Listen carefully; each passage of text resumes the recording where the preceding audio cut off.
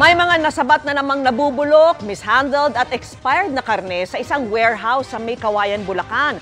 Ang nagpapatakbo nito at nang iniraid nito lamang Martes posibleng iisa umano. Pasintabi po dahil sensitibong video ang mapapanood nyo sa pagtutok ni Bernadette Reyes.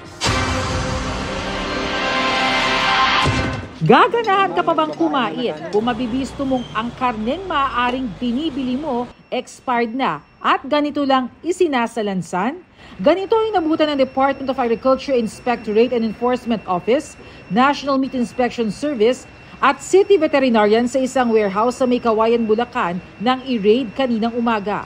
Mga hot meat kung tawagin na hindi raw dumaan sa tamang proseso ng meat inspection. Ang iba, expired pa. Base raw sa mga label imported meat ang mga karning ito. Wala ang may-ari maliban sa mga inabutang staff ng mga otoridad. Tinawagan lang po ako na may pipick upin. Tapos pagkain daw po ng isda, dadaling sa nabotas. Tinawagan lang po kami para daw po magbaba. Tapos magkarga daw po ng mga ano. Kabilang sa mga nakumpiskang karne ang pata, bacon, manok, atay at may sakling pig pa. Ayon sa National Meat Inspection Service, tinatayang nasa 14,000 kilos na mga karne ang nakumpiska sa warehouse na ito dito sa May Kawayan, Bulacan. Bukod sa kulang na sa angkop na mga dokumento, hindi rin daw naaayon sa standards ang storage ng mga karning ito. Hindi po siya dumaan sa tamang proseso, no? Wala po siyang documents na may present. Hindi po natin alam kung siya po ay na-inspect properly, kung saan galing. We're still trying to find out. Meron din pong issue on mishandling kasi kung makikita po sa loob ng warehouse, karamihan po ay hindi na siya frozen, malalambot na, to out na. Nag-uus na yung dugo. Definitely, it's no longer safe for the public to consume.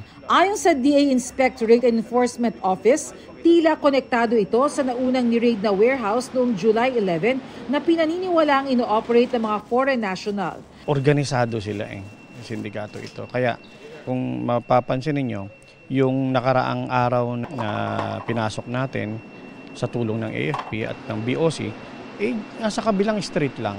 Lumalabas initially sa ating pag-iimbestiga na isa lang ang may-ari or nagre-rent. May-ari at yung nagre-rent ng warehouse na to. Agad daw susunugin o kaya ililibing ang mga karne para masigurong hindi na ito makakain. Babala ng City Veterinarian ng May Kawayan, delikadong kumain ng mga hot meat, expired man o hindi. Pwede pong magkaroon ng mga digestive illnesses. Payo ng NMIS sa mga consumer tuwing bibili ng karne. Ask for proof na siya po ay na-inspect. No? Meron naman po yung lahat po ng establishments na yan na nagtitinda po ng karne, meron po silang tinatawag na meat inspection certificate or certificate of meat inspection kung siya naman po ay imported. Tingnan din po nila yung condition ng karne, kung siya ba ay may discoloration na, yung amoy, baka hindi na po kanais-nais. Para sa GMA Integrated News, Bernadette Reyes, nakatutok 24 oras. Good news mga kapuso! Maaari niyong mapanood ang 24 oras at iba pa naming mga newscast sa aming YouTube channel. I-click lang ang subscribe button na lalabas sa screen. Sa mga kapuso abroad, maaari niyo kaming masubaybayan sa GMA Pinoy TV at sa www.gmanews.tv.